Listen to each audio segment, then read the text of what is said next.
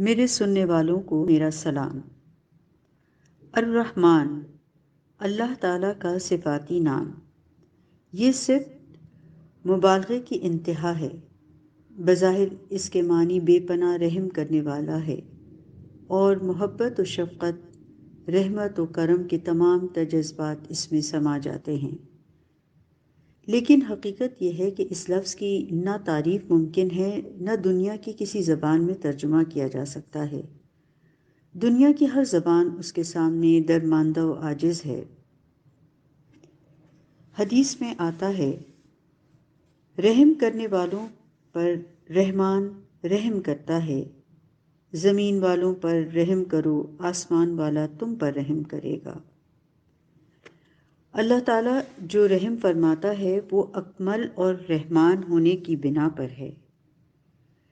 اس کے رحم و رحمت کی مقدار لامحدود اور لا تمام ہے۔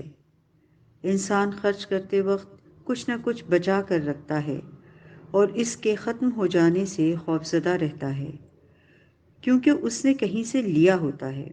لیکن اللہ رحمان اپنے احسان اور رحم و کرم کو روکتا نہیں، نہ اسے اس کے ختم ہو جانے کا خوف لاحق ہوتا ہے، کیونکہ وہ اس کا مالک ہے۔ وہ اس کے لیے کسی کا زیر بار احسان نہیں، بلکہ عطا فرما کر خود محسن ہے۔ جن جن انبیاء علیہم السلام کا ذکر قرآن پاک میں موجود ہے، ان سب کی دعاؤں اور التجاؤں میں یہی صفاتی اسم موجود ہے۔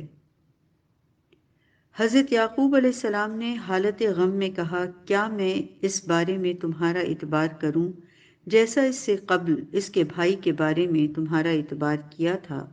سو اللہ ہی بہتر نگہبان اور رحم والا رحمان ہے۔ حضرت موسیٰ علیہ السلام نے گزارش کی، اے میرے رب، مجھے اور میرے بھائی کو معاف فرما دے اور ہمیں اپنی رحمت میں داخل فرما، تو بڑا رحم کرنے والا اور رحمان ہے۔ حضرت ہارون علیہ السلام نے بنو اسرائیل کو سمجھاتے ہوئے کہا، اے قوم، بے شک تمہیں اس بچھڑے سے آزمایا گیا ہے اور یقیناً تمہارا رب تو رحمان ہے، سو تم میرا اتباع کرو اور میرے حکم کی اطاعت کرو۔ جنت متقین کے قریب لائی جائے گی، کچھ بھی دور نہ ہوگا۔ ارشاد ہوگا کہ یہ ہے وہ چیز جس کا تم سے وعدہ کیا جاتا تھا، ہر اس شخص کے لیے جو بہت رجوع کرنے والا اور بڑی نگہداشت کرنے والا تھا، اور جو بے دیکھے ہی رحمان سے ڈرتا تھا اور اب دل گرفتہ لیے ہوئے آیا ہے۔ داخل ہو جاؤ جنت میں سلامتی کے ساتھ۔